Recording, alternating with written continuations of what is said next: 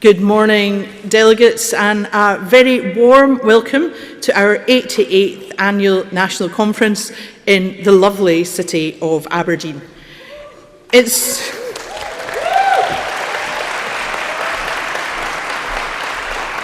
fantastic to see you all, and in such high spirits as well, and to see you in person. It has been too long, and I know it's going to be a great few days of discussion and debate together. And to kick that off, I am delighted that we are going to be joined by our Deputy Leader, Keith Brown, MSP. So please give a big welcome to Keith.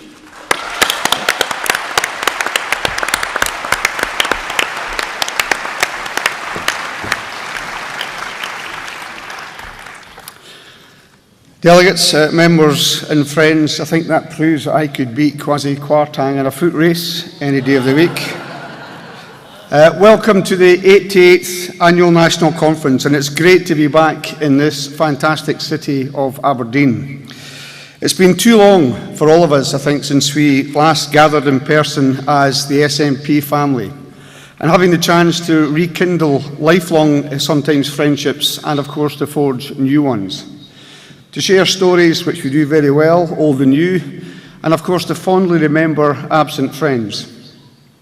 In the darkest days of the pandemic, moments like this seem to be a distant prospect, but here we are, and it's fabulous to be back. It's particularly great to be back here in the, as I say, fantastic city of Aberdeen. And friends, after too many years of a shoddy, grubby Labour-Tory coalition, it's now an SNP-run Aberdeen.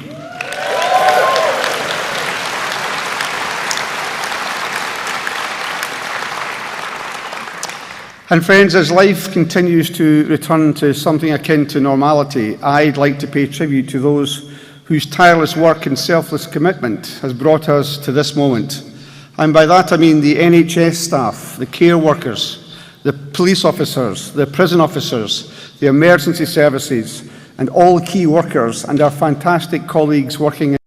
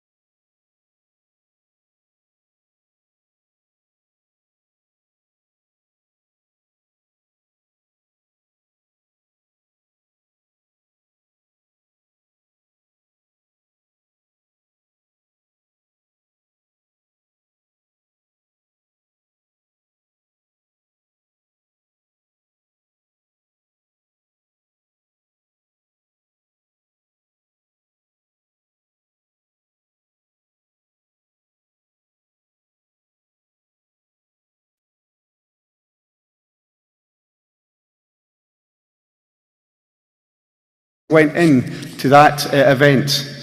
I'm particularly mindful of the police officer. I have some responsibility for the police, and that police officer on the motorbike at the front of the cortege was on a motorbike at low speed, which is difficult in the best of times, and did that for 6.5 hours. And he was joined by thousands of colleagues, and in addition to that, council workers, some of the people in the Scottish Government who'd worked on those plans for 13 years, they all deserve our thanks for making sure that Scotland played its part and a fantastic send-off to the Queen after her death. So thank you to all those involved in that.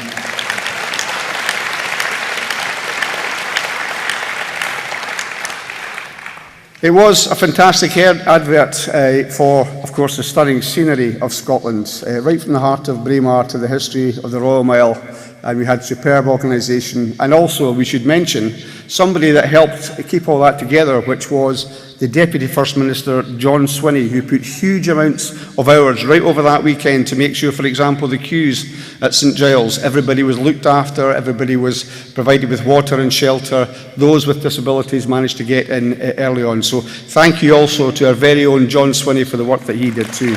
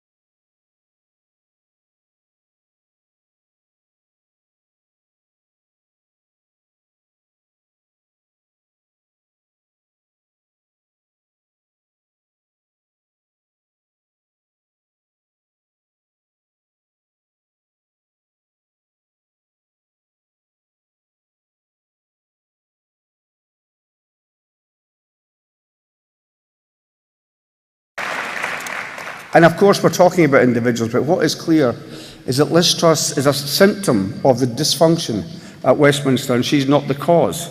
The very fact, though, that she and her policy agenda was deemed acceptable to enter Downing Street in the first place speaks volumes for where we're at just now in Britain. And conference as bad as the Tories are, and they are atrocious. Any suggestion that a Labour Westminster government will be better for Scotland is simply laughable. Keir Starmer is just another Tony Blair.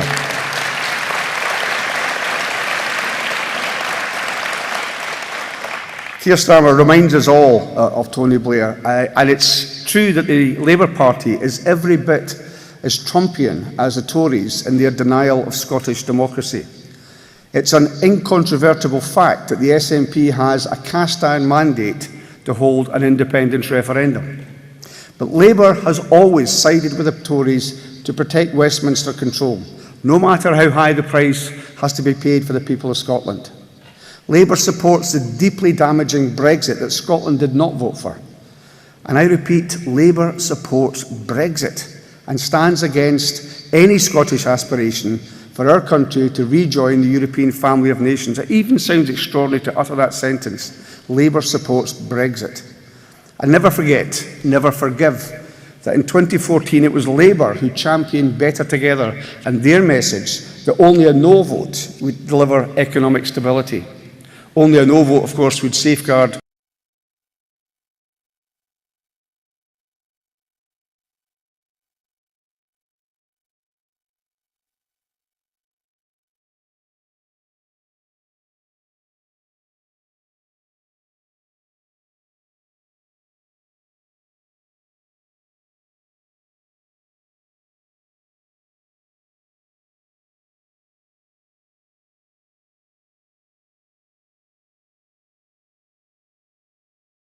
for good.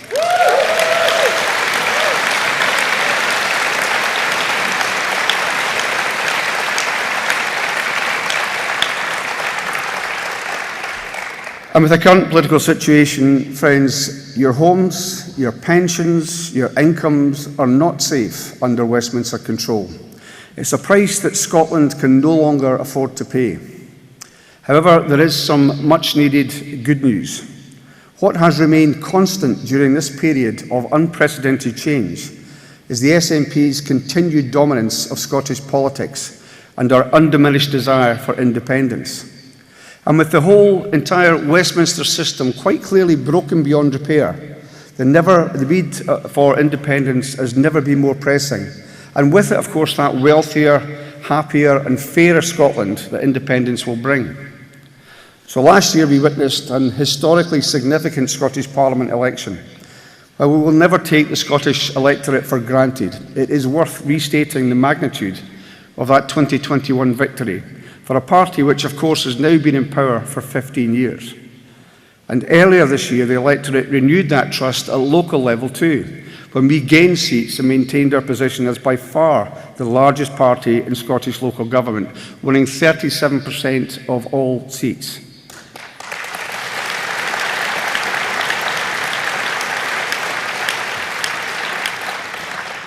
And you here in this hall, of course, played a crucial role in both these results. And can I just thank, looking around and seeing some of the councillors that we have here, them for their work during a very difficult election period and all those that supported them. We are very proud of the councillors that we have in the SNP.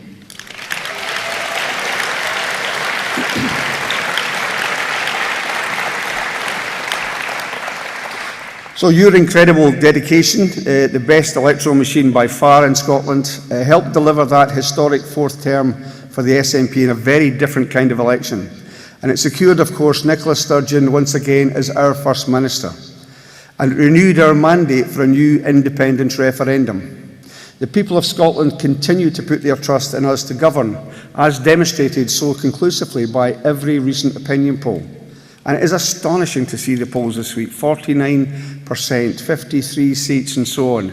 That's after 15 years in government. Despite how hard our opposition try, our independence movement will not be washed away. And it's interesting to see within those polls, even in the Labour Party, around 40% of their membership support independence.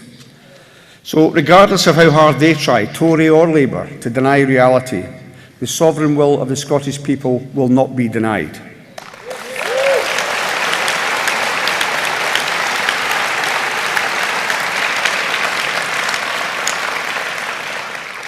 And interestingly, we were at a fringe event with the Aberdeen Independence Movement last night in the very same hall where I gave an interview to STV 3 or 4 years ago, I think it was. And after that interview, I became known as what's the word that the Tories use for the referendum? Wildcat, that was it. So I said, I'd said we will have a referendum. Whether Westminster agree, and it wasn't a question of seeking permission, it's trying to seek agreement. Whether they agreed or not, Scotland would have its referendum. So Jackson Carlaw called me Keith Wildcat Brown, which Christina's always been very keen on that name for some reason. But that seems a few years ago now. But the fundamental point is we are going to have a referendum, and Nicola has laid out the path for that referendum. So as we gather this weekend in great shape, but also with renewed resolve, I'd like to take the opportunity as well to thank all the staff across the party, particularly HQ staff, who have worked so hard to put this conference together. They do a fantastic job year in, year out. And also,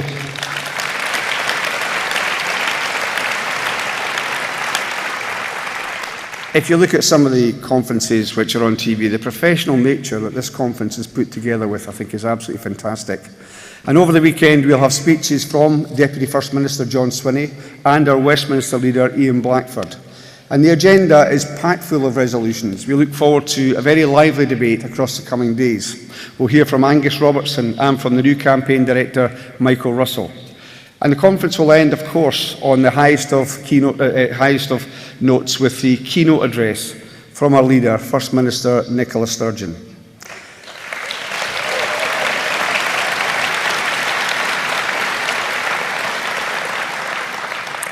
Conference, I think you could feel that the momentum is with us. I think even in the last 2 or 3 weeks, talking to family members. I've been talking to people in the education sector, talking to some other people that was over in Belfast with recently, who were not previously yes. They've seen what's happened. And I just think even in the last 2-3 weeks, I can feel a shift, a further shift going on towards independence. And the momentum is with us now. And that is why we have to continue with the actions that we are taking within the Scottish Government. We have started publishing a series of papers which, when those are taken together, will provide an updated and detailed prospectus for independence. And the new government papers will be essential to help voters make their fully informed choice. Party HQ has already used papers to create videos and graphics and printed literature for you to share. There'll be no shortage of campaigning material, of that you can be sure. And there is more. Today it gives me great pleasure to reveal a significant new campaigning initiative conference. The SNP is entering the broadcasting arena. We will soon launch a brand new broadcast platform with the first episode of this brand new show covering the debate over Scotland's future.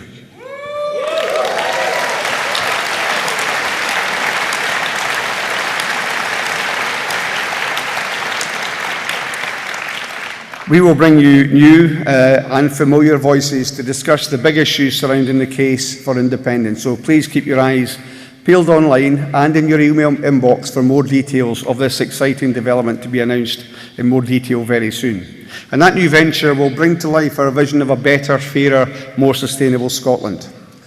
Our ambitions are matched only by the commitment of you, our members and activists, whose hard work, as ever, pounding the streets, will turn that ambition into reality, home by home by home.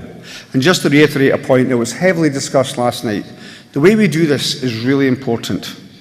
The temptation for us to be at cross purposes on different issues is there, it's always there. We're a lively democratic movement. But people are watching, in particular those people that have yet to make up their minds, and they will look at the way we conduct that campaign. The way we conduct that campaign is an advert for the kind of Scotland we want to see.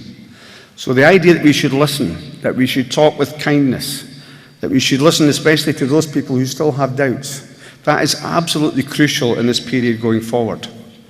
The pandemic and now the cost of living crisis has shown everyone what really matters. And I think in that context, kindness, the willingness to listen, is extremely important. And as we look to the future, we continue to urge the people of Scotland to think about what kind of country they want to live in. Who is best placed to make the decisions which affect their lives?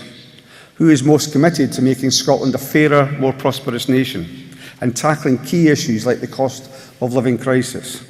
And just on the cost of living crisis, we have said for many years, it's an absolute scandal, the prices that we pay for energy in an energy-rich Scotland.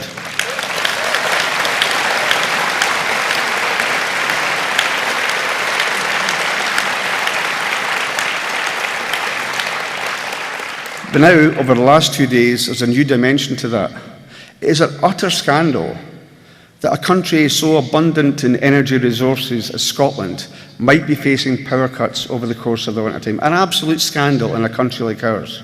So we have to ask who will deliver that wealthier, safer, more secure, happier and fairer nation.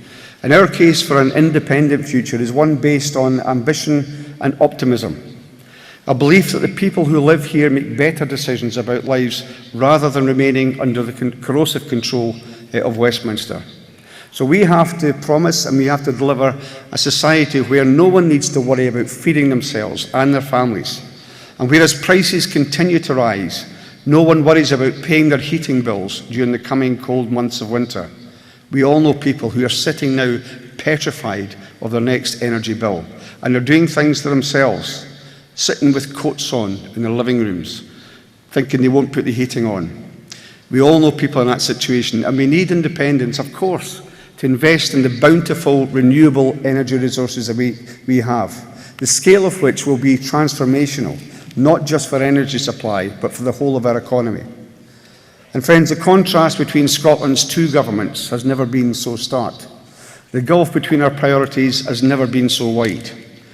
As the Scottish Government's new independence papers will illustrate, Britain is a less wealthy, less happy and less equal society than so many European countries who are the same size as Scotland.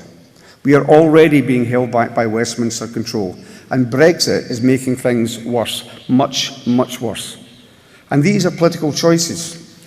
There are other, better, fairer options.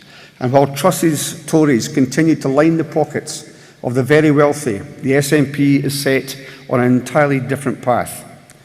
Our fledgling benefits agency, Social Security Scotland, is now delivering a wheen of new benefits, making a real difference across Scotland. And consider just one of those, the Scottish Child Payment. It's perhaps the most significant policy development of my political lifetime, and one for which we should be incredibly proud.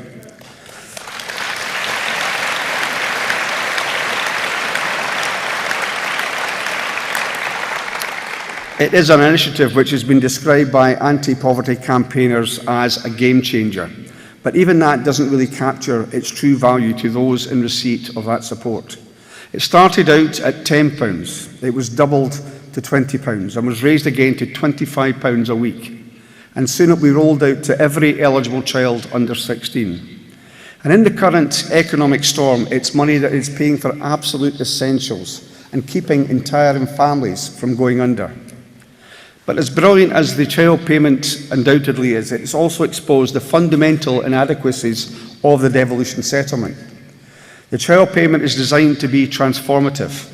It's meant to lift children out of poverty, to combat the poverty-related attainment gap, to give kids from less well-off backgrounds the opportunities their parents were denied.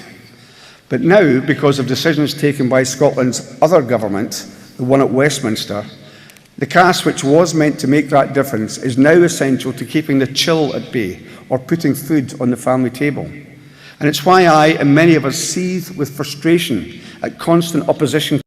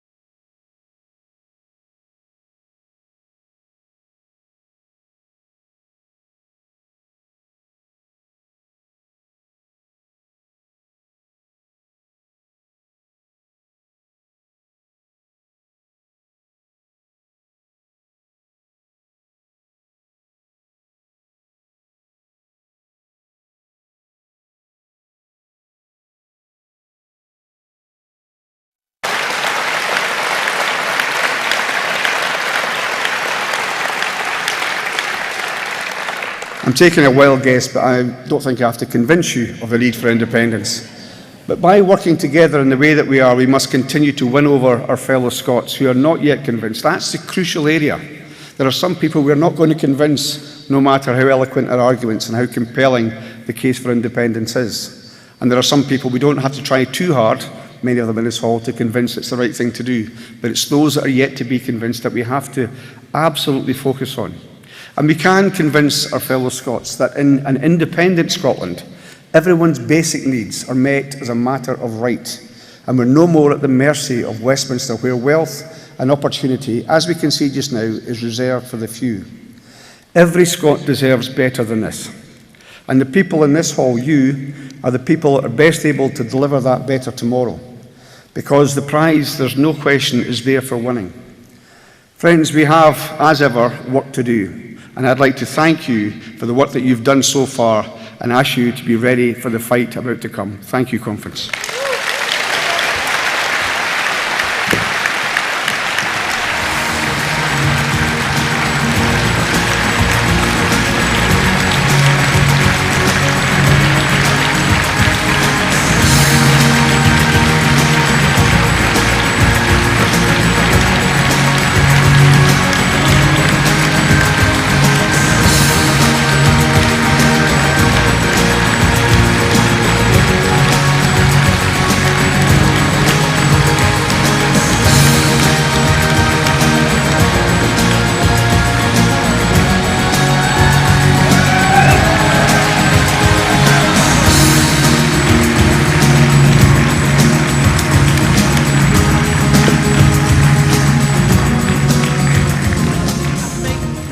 to Keith for kicking us off in such style. What a brilliant start to our conference.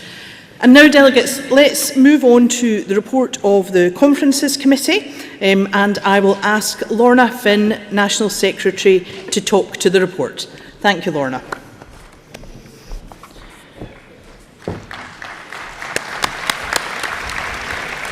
Thank you, Kirsten, and thank you, Conference. Conference, it's wonderful to be back together in person. It's great to see so many familiar faces and finally meet the ones that I've only seen on the dreaded Zoom. The last 2 years have been challenging for us all, but at least we're now getting back to some sort of normality. Conference, as stated in the written report of the Conferences Committee, the committee met on the 19th and 21st of July to discuss 127 resolutions that were received. From this, 51 policy resolutions and 6 internal resolutions made it to the long list, including the internal resolution from the NEC to re-establish National Council. Amendments were agreed at a further meeting of the committee on the 30th of August, ahead of delegates' choice voting commencing for the 51 policy resolutions. Given the time constraints on the agenda, alongside a lengthier internal session than normal, meant that only 25 of the policy resolutions made it to the final agenda.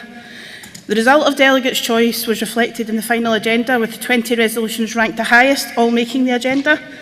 As always, Conference appreciates the work that goes into these resolutions and amendments, and would like to thank the branches and members for their work. Standing orders are contained within the agenda of Conference, and these continue to be in effect. With this, I move the report of the Conference Committee.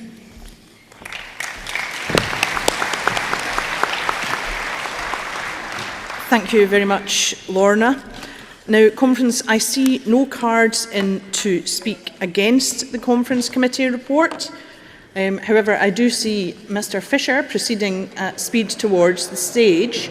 If I can ask you to bear with me while I just cross-check if we do indeed have a card while Jerry makes his way to us.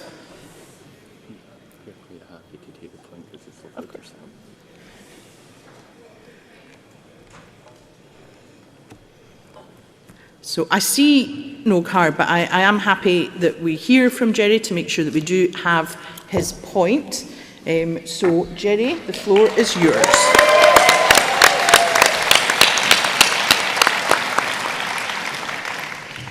Morning, fans.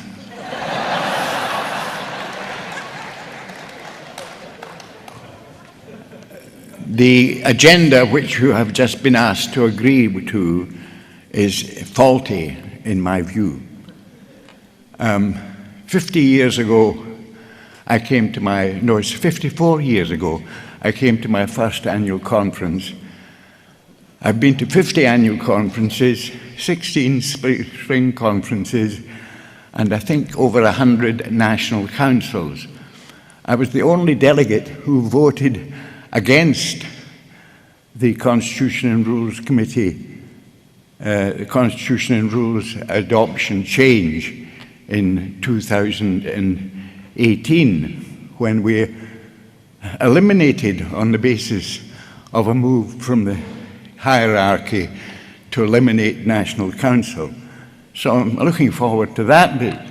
But in every of the meetings, of the 200-odd meetings that I've attended since 1968, there has been a session in which the party seeks accountability from its office bearers for the work that they have done for the party, not for government, because we cannot hold them accountable to the party for what the work they do in government.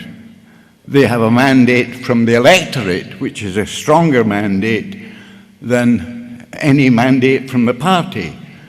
But the proposal that we have on the Agenda Committee, on the Agenda Report, is that we have a session which should be very short, because we're going to put back National Council on the Constitution and Rules, which I'm very much in favour of, but which calls for questions to be written in advance to the office bearers who are being held accountable, and for those questions to be answered not to the conference, but to the delegate who asked them.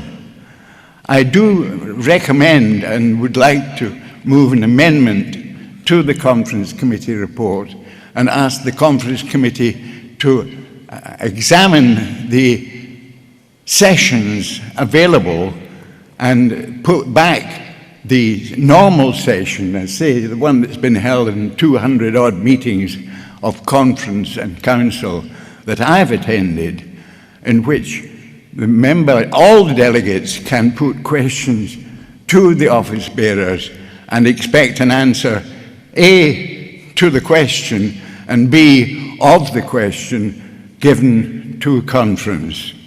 I move.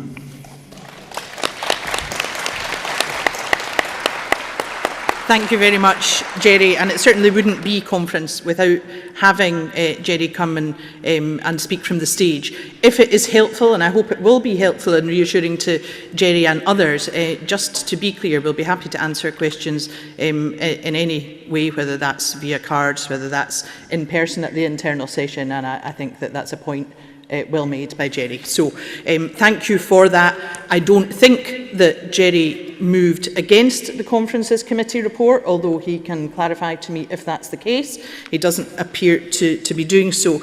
Therefore, as there are no cards in to speak against the report, I wonder, delegates, if you are happy to agree to the Conferences Committee report by acclaim.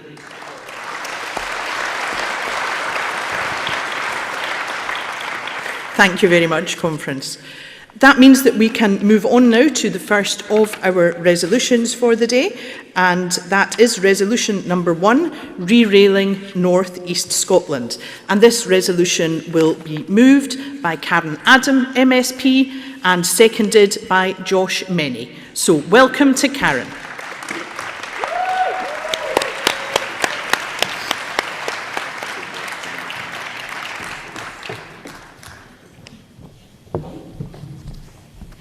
Thank you, Kirsten. A few whoops there, so thank you to my fans as well, Jerry. Conference, it's so lovely to see so many people in real life after the last couple of years, and I hope we can get together for a wee blether. But welcome to my home tune at Aberdeen. It's lovely to see you all. Conference, I'm bringing this resolution to you today because I believe that re-railing the North East could unlock the full potential for the North East, but also beyond.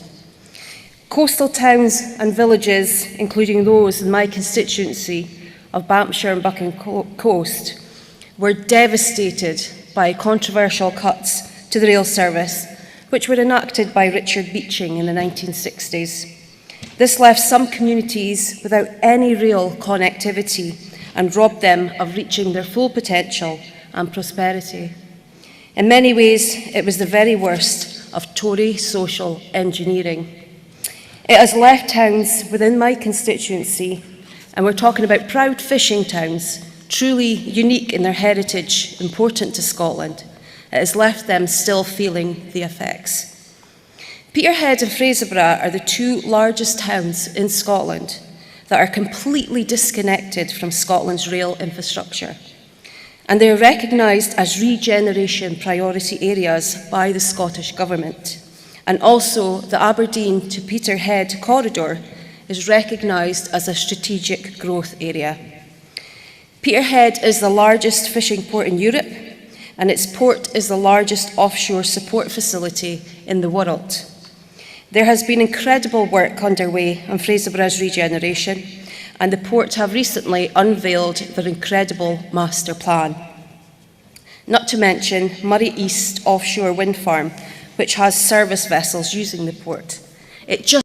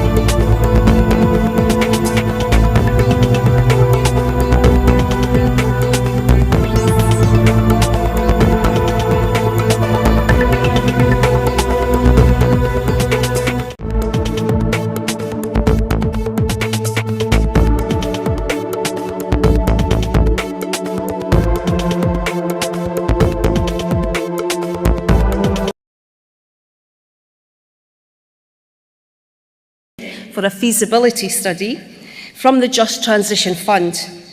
This means, fantastic. This means that the prospect of re-railing Peterhead and Fraserburgh is one step closer to becoming a reality. And by awarding funding for a feasibility study, the Scottish Government are also showing that they are taking these plans seriously.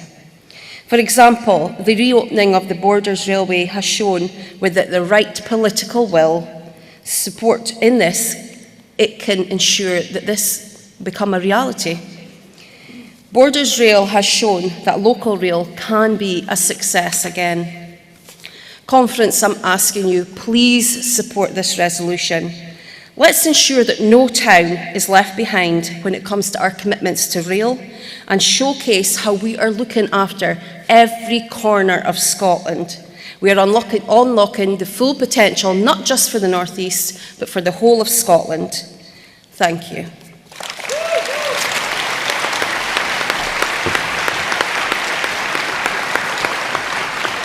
Thank you very much, Karen.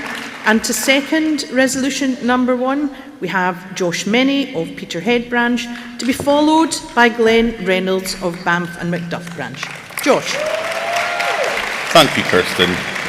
Hello, conference, fit like and foo's your dues. Welcome to my home city of Aberdeen and the north east of Scotland. What an absolute privilege it is to be the second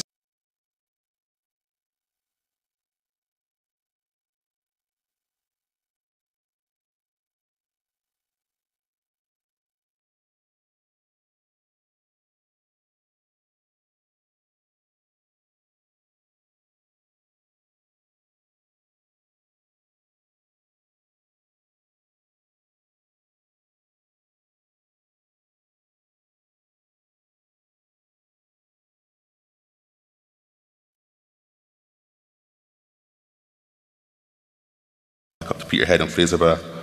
Passing this resolution is going to solidify and signal the commitment the SNP has to the North East, taking seriously the economic needs of our region and using every lever at our disposal to power Scotland's economy. When in comparison, at a UK level, we have a government who have abandoned the North East, ignoring calls to match the Scottish Government's commitment of £500 million of just transition funding across the North East and Moray. So what benefits will rail distinctively bring to Peterhead, Fraserburgh and the North East region? Perhaps one of the most important points here is that both Fraserburgh and Peterhead have been identified as areas of regeneration. Re-railing these areas will mean substantial investment for both towns and beyond. Fraserburgh and Peterhead are intertwined with Scotland's sustainable fishing industry. We land and process our nation's renowned seafoods on this coast, but we know the industry is being held back by the limitations of freight lorries on single-track road. So re-railing Fraserburgh and Peterhead will mean vastly increase in freight potential, while simultaneously increasing the capacity of our fishing processors. By taking freight off-road and back onto rail, it will mean reducing the wear and tear of our roads, curtailing road damage, congestion and traffic, which in turn will reduce road accidents. So opening up our stunning coastline to a new demographic of tourists via the use of rail, which in turn will further contribute to strengthening Scotland's economy and the local businesses in the area, adding to further job creation and tying in with the Scottish Government's plans for supporting areas of regeneration. Our rural communities are set to benefit with increased connectivity and sustainable travel routes, which are set to vastly contribute toward meeting the Scottish Government's ambitious net zero targets, and not to mention unlocking the North East's economic potential. And importantly, let us here today lay the tracks for further strengthening our future export potential too, as we look toward international trade routes as an independent nation in the EU. Let's send a message to the world that Scotland is open for business. Let's get the North East economy back on track by bringing rail back to our coastline and connecting us again to the continent of Europe via rail. Please pass this resolution, conference, and importantly, have a fantastic conference weekend. Thank you so much. Thank you very much, Josh. Delegates, next speaking in favour of the resolution is Councillor Glenn Reynolds from Banff and Macduff branch, and Glenn will be followed by Luke Buchan of Peterhead branch. Welcome, Glenn. Good morning, Conference. I'm supporting this resolution and do so as a councillor in the Shire and a Constituent Association member for Banffshire and Buchan Coast that includes proud historic fishing ports and the two hard-working proud people to be found in Fraserburgh and Peterhead. Two towns and a region that still reels from the beaching cuts of the 1960s. Yet another example, as Karen Adam has said, of Tory policies not short of social engineering that turned part of this region into a wilderness. Colleagues, now is the time to turn the tide. Colleagues, I represent an area just an hour or so from here up the coast, where in villages and towns we can see some of the worst child poverty, where food bank use is spiralling for all people, working or those unable to, where family income levels are below or tinkering just above the minimum levels. Places, colleagues, where hope can be difficult to find and despair is the loss of a single pay packet. We do what we all do, I'm sure, today in this hall, carry on mitigating and fighting against the limitations that we have constitutionally. That, colleagues, is why I'm supporting the prospect of reinstating rail links to places like Peterhead and Fraserburgh, the old Buchan and Formentine line that will boost tourism, help the fishing industry transfer freight from road to rail, tackle climate change and offer a lifeline for isolated communities. Colleagues, the Campaign for North East Rail was established in 2021 by train driver Jordan Jack to bring modern infrastructure to the forgotten corners of Aberdeenshire. And that is what beaching did. Swathes of Scotland were forgotten, unconnected areas that have struggled for 50 years, and now there is a chance. Funding from the Just Transition Fund has become a beacon of light for the area. We need to think bigger than just being able to move around by bus, bigger and bolder. A whole new rail infrastructure is, I'm aware, a big undertaking, not just something that can be limited for councils, whether in the city or the Shire. Heavily populated northeast towns, colleagues, which have so much potential in industry and tourism, are missing out on economic growth because they're isolated. Ports like Peterhead are international links to our Nordic neighbours, and yet in the 20th century, they're not accessible by rail. It's not right, colleagues. Colleagues, in conclusion, we all know in this hall we're approaching times where we will be asking for people to trust us, as they have done, but make that leap of faith a stretch further, to stick with us and be part of a great new future. We all speak to people, I guess, who are those that need that further bit of encouragement. As much as people out in the northeast want rail to happen, some don't think it will. It's not the sort of great initiatives that happen to them, changing their communities. They're still living in the Tory landscape. It's a pipe dream, some say. Now, colleagues, is the time to prove that we can be bold and initiative, and part of that is to show how we can make dreams happen for us, the future to come and for our planet. Thank you, colleagues.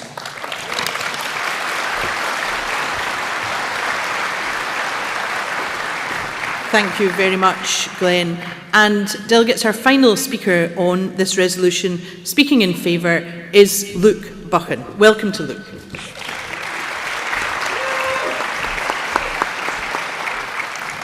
Hello, Conference. My name is Luke Buchan, and I am the Youth Officer for the SNP branch in Peterhead. And it's great to be standing in front of you today as a first-time speaker in support of this resolution.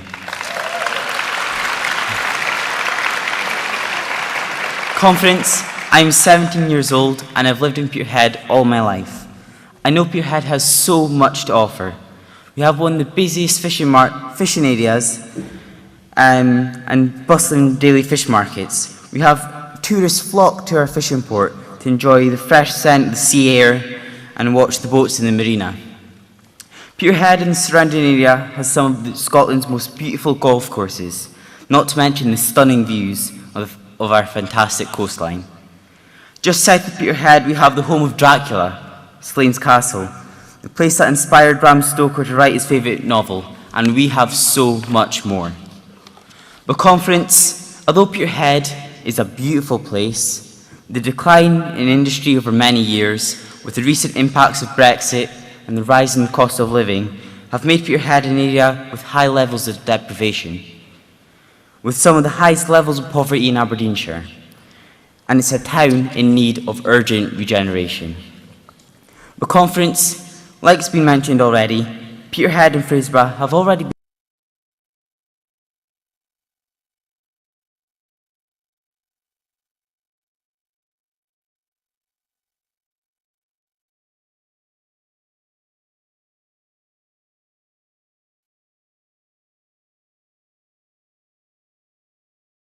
modern, it was clean, it was full of life. But the Blue Tuners had a disposable income to spend in the local economy. But sadly, conference, it's not like that anymore. A recent example of this is the closing of Brewdog in our local area. It's been emulated throughout the coastal towns in the northeast. Local businesses are struggling because people cannot spend money at these places. But bringing rail back will unlock a new way to support our local businesses, the community, and our local economy. Connecting the northeast to Scotland rail will welcome tourists from the European continent and see our stunning coastline, filling our fantastic golf courses, and spending money at our local shops. Not to mention how people who live and work here will benefit from the accessibility that rail connectivity will bring to the rest of the country's rail network. Rail in the northeast will transform places like my proud town of Peterhead for the better. Conference, the re-railing of Peterhead is long overdue. This railway should have been done decades ago. This railway, the northeast has generated billions of pounds, and I think it's time that we get some of that back and unleash the northeast's economic potential. Conference, please support this resolution. Thank you.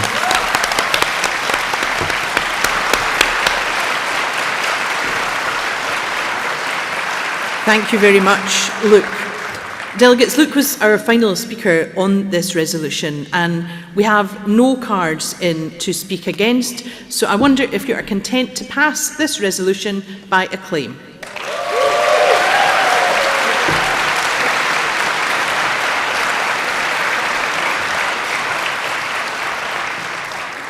Thank you. That means that we can move on now to resolution number 2, which is entitled Rosyth-Zeebrugge Ferry Link.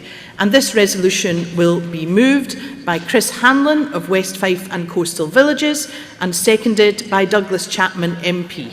Welcome to Chris.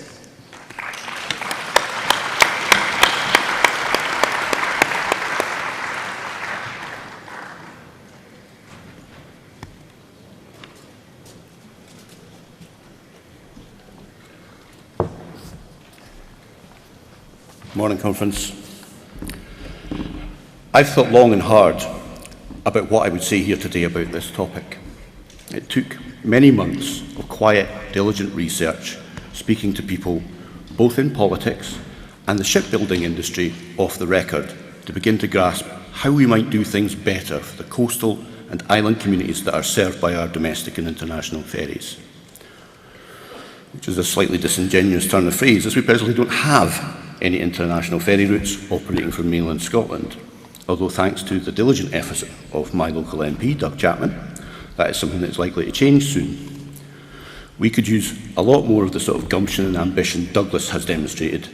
Just look at what Ireland has achieved in what feels like no time at all. It has surprised me that this resolution has received little or no press attention. Several other resolutions on this agenda have had many, many column inches written about them over the last few weeks, but nothing for this one. Zip, nada, sweet Fanny Adams, as far as I know, apart from a couple of pages in the National, which is odd, because the anti-independence journalists in the billionaire press and being paid for by our licence fees on BBC Scotland have barely talked about any other subject for months. It's almost as if the anti-independence propaganda machine doesn't give a flying fig about coastal and island communities. They only seem to care about attacking our SNP government, which is frankly deeply damaging for those very communities. as no one can hear their very real needs over the performative cries of "woof, woof" from the Tories and their patsies that have no interest in anything other than manufacturing grievance. So, what have you found out? I hear you cry. Well, like I said, it's difficult to find out anything over that deafening wall of white noise being spewed out by the Tory-led anti-independence coalition and their mouthpieces in the media. But the answer is, not much. There's no smoking gun, no conspiracy, no fingers to be pointed at anybody in particular. Could things have been done better? Absolutely, 100%. But no heroes, no villains. Just a common or garden story of half a dozen large organisations that don't seem to be able to get their act together in any sort of meaningful way for the people of the communities they exist to serve, which is precisely what this resolution is about. As the redoubtable Roger Mullen often says, it's important to first consider what the problem you're trying to fix actually is.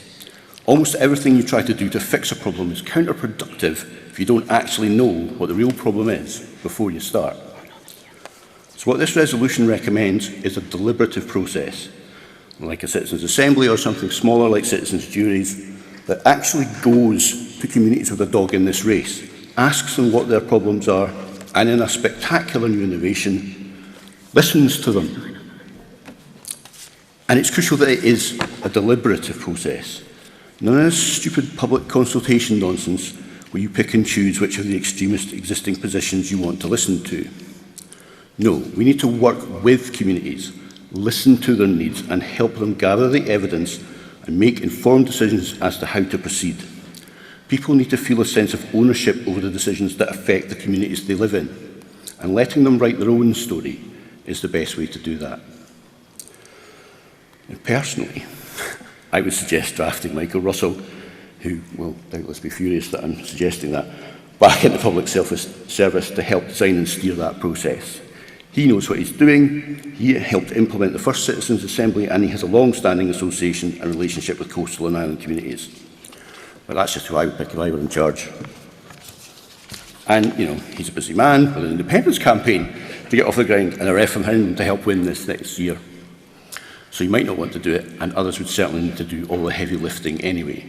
But this, like so many issues we will discuss this weekend, cannot wait for independence for us to demonstrate that Scotland is indeed better run by those that live here. It is clear that our existing ferry services are far from world-beating, and with a little help from the people they exist to serve anyway, and a good look at international best practice, we can begin the work of making the vessels and services that ply Scottish waters the envy of the world. Thank you very much. Thank you very much, Chris. And to second resolution number 2, we have Douglas Chapman MP, who will be followed by Councillor Brian Goodall. Welcome to Douglas.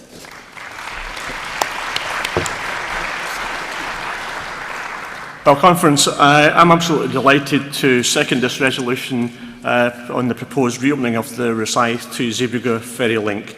The Port of Rosyth in my constituency, Dunfermline West Fife, is ideally placed as a transportation hub linking Scotland with mainland Europe.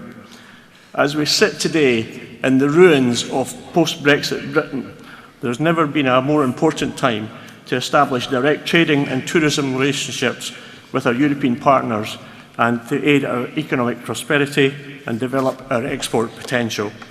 There is much in this resolution that illustrates the determination and desire to tap into our rich maritime potential, to reawaken that relationship with our coastal communities, and to re-establish our reputation for engineering excellence with a new ambitious comprehensive maritime strategy. This motion is more than just about ports, ferries and trade. This is a motion that puts people and place at the heart of our coastal and economic aspirations. This is a motion that calls for the creation of a resilient Scotland, an ambitious Scotland, and a Scotland with a vision of international connectivity. I'm pleased to update you on some of the progress we've made on this project to date. And through my work with Ptarmigan Shipping, we have discovered a strong sense of public and commercial goodwill for the re-establishment of the sea link between Scotland here and Rosyth and in Flanders. Many Scottish exporters post-Brexit are keen to move to a direct route to key European markets and to boost trade with this new cost-effective ferry service, and for net zero to reduce lorry miles from our roads. DFDS Seaways are in agreement with Pat Ptarmigan to further evaluate the route with a view to start off the vessel carrying passengers and freight from early next year. But I need to tell you, Conference, there are frustrations. We live in challenging economic times. Inflation, possible recession, currency fluctuations, plus increasing fuel prices. All these need to be factored into our business model, and we also have issues with border control, which would remain problematic. Sadly, we're not a Republic of Ireland with the luxury of being a EU member state with the freedom to trade unfettered across 27 other nations. We do believe, however, that these frustrations can be overcome, and the teams in Rosyth and Flanders remain committed to making this project a sustainable success.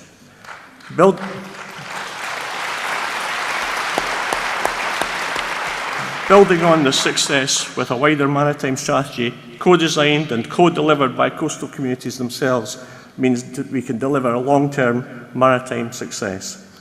Above all, Conference, this is about getting ready for independence and making the most of our national resources. And in seeing this project through to delivery, I'm reminded every day of the words of the author Alistair Gray, who wrote, "Work as if you live in the early days of a better nation." Conference, in supporting this motion today, you're supporting that ambition, you're supporting that resilience, and you're supporting that vision of that better nation. Thank you very much. Thank you very much, Douglas. And to follow Douglas, our final speaker on this resolution is Councillor Brian Goodall of Rosyth Branch. Welcome, Brian.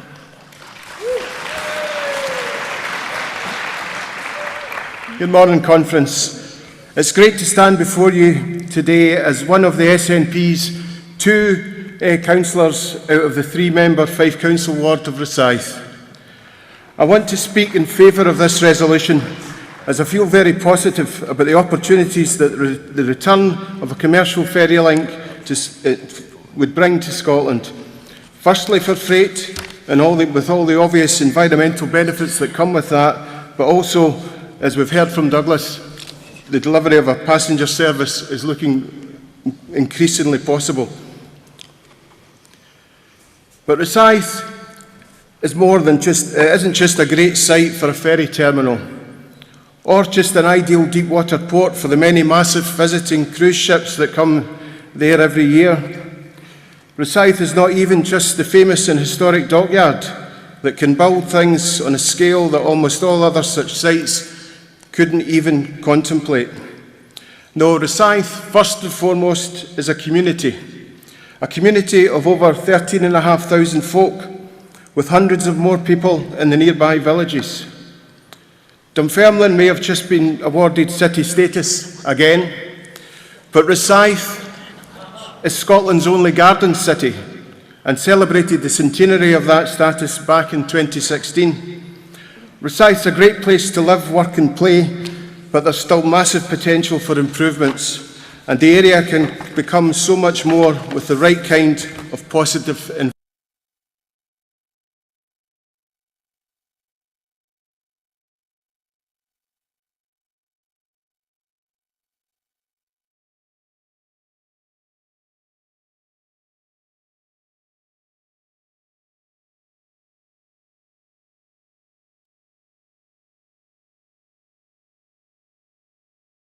On naval contracts that eventually saw the jobs and the real investment go to yards down south.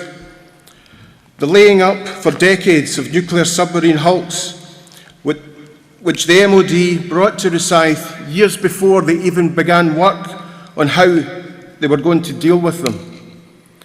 And now we have the entirely experimental project to dismantle these nuclear submarines.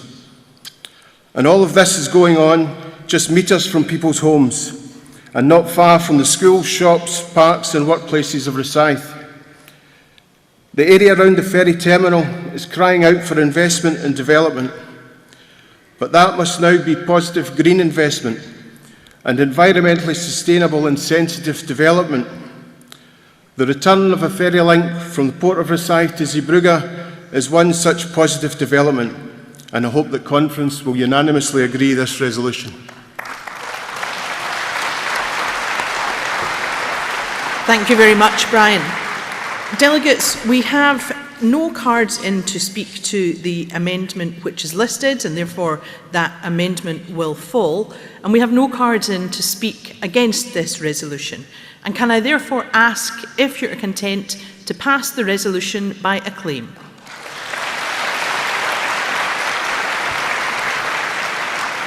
Thank you very much. We'll move on now to our third resolution of the session, and this is entitled Community Bus Services. And to move this resolution, please welcome Andy Oliver from Stonehaven and Mearns branch, and the resolution will be seconded by Catherine Victor, also from Stonehaven and Mearns branch. Welcome, Andy.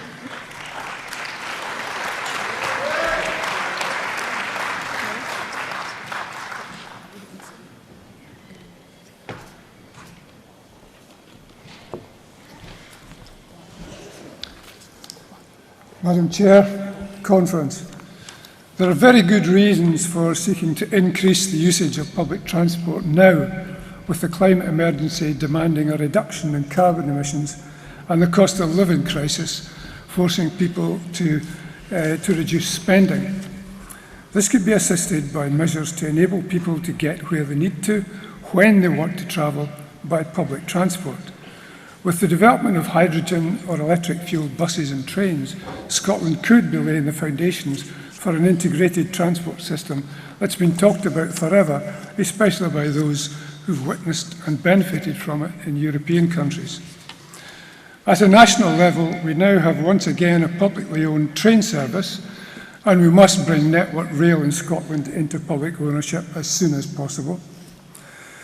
Regional rail links are improving, with some disused lines being brought back into use with great success, such as Borders Rail Link and the call in Resolution 1 at this conference to bring rail back to Buchan.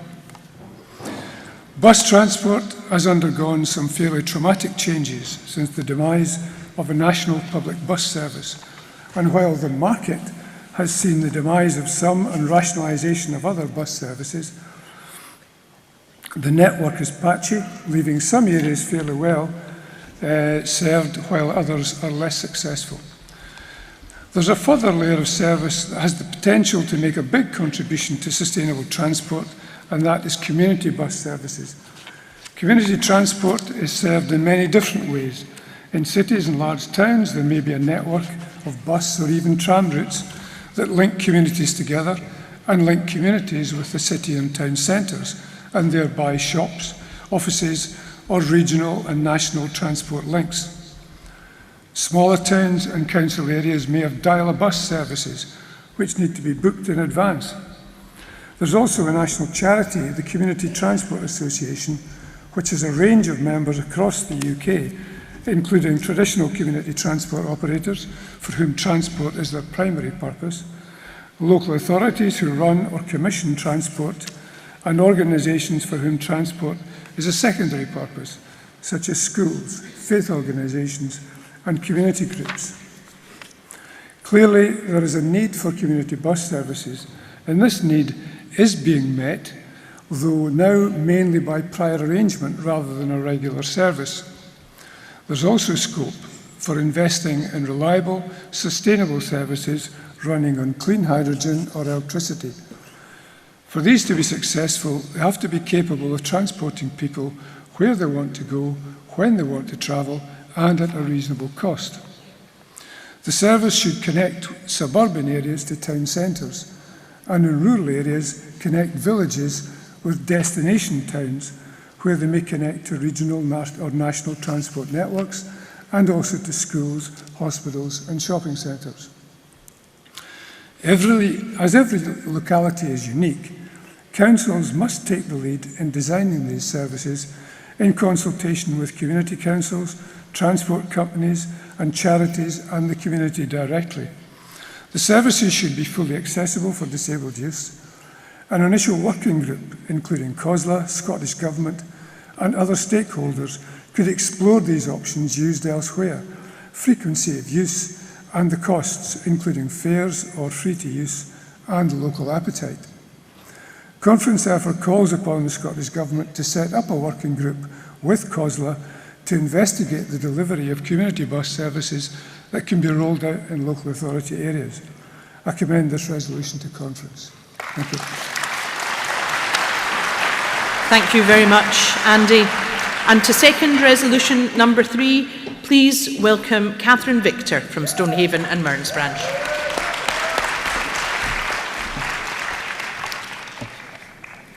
Good morning, Madam Chair, Conference.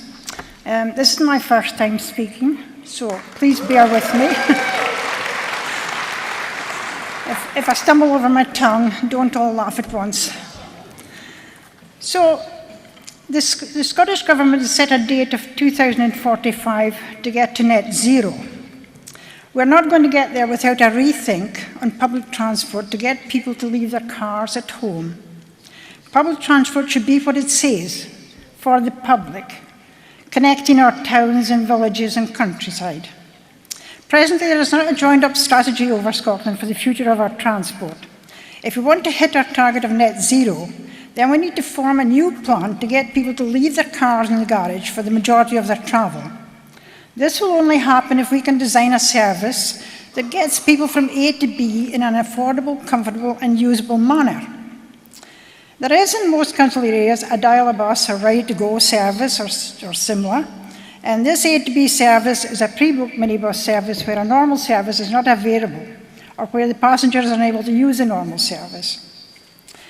This service provides a travel for shopping or access to other local services and facilities. In most cases, a door-to-door service is in operation during weekdays.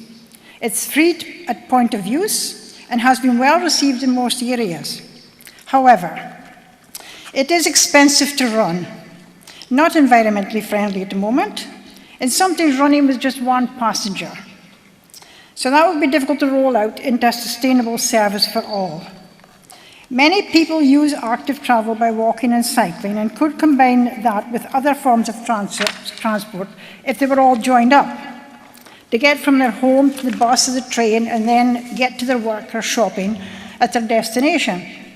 Future transport should look at providing cycles and e-bikes as well as environmentally friendly transport to get people from the train or the bus to their workplace, etc.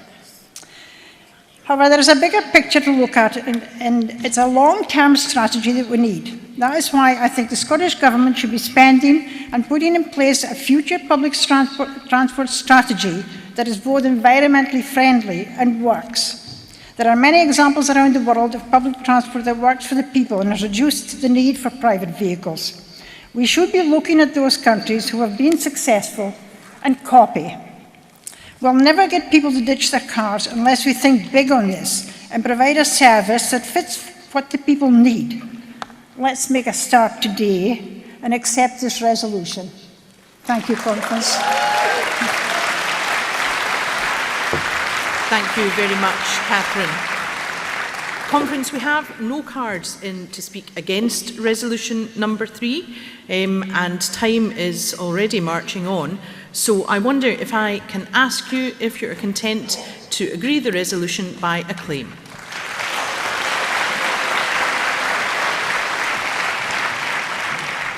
Thank you, delegates. That means we can now move on to resolution number 4, which is entitled Land Reform. And to move that resolution, I would call upon Rob Gibson of Cromarty Firth branch, and Rob will be followed, seconding, by Paul Anderson of London branch. Welcome to Rob.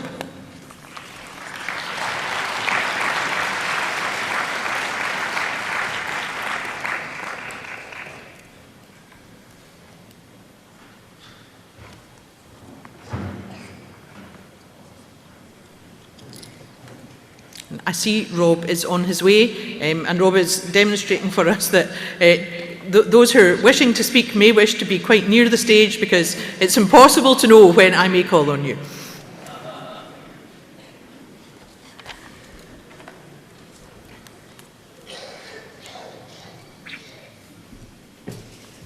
Thank you and welcome, Rob. My apologies.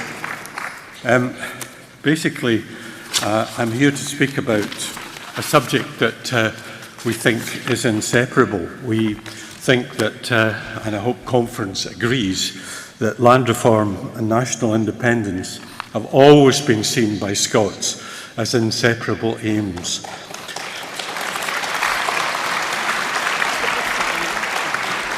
We need rapid progress on both in the quest for a democratic, fairer and greener nation. Yet our devolved Scottish Parliament can only deliver some of the land reform. Put another way, justice, which land reform and independence embody, is constrained. So justice, whether social, environmental or economic, is largely denied under devolution.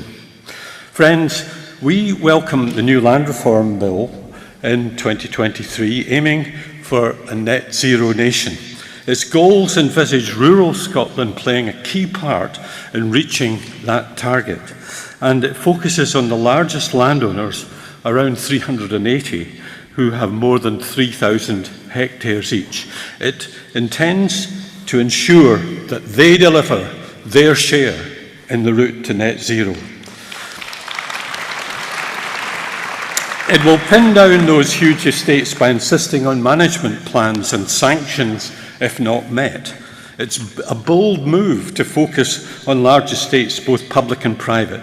Size matters, but smaller holdings less than 3,000 hectares are critical too, because land ownership and land use are inseparable. To succeed, the next land reform instalment must interact with just transition, with community wealth building, with nurturing natural resources, with well-being, with food security and repopulation, and above all, human rights. I suggest that the Scottish Government has to operate a ministerial land reform task force, as it has done for climate change. After the land reform bill next year, a community wealth building bill will follow to concentrate on urban land reform. Each will be rooted in the Land Rights and Responsibilities Statement, which is being made statutory. And we welcome a public interest test for large land sales which come up. All of these have been thoroughly researched by our unique advisory Scottish Land Commission, created by the 2016 Land Reform Act, which I had an honour to be a part in helping to pass. And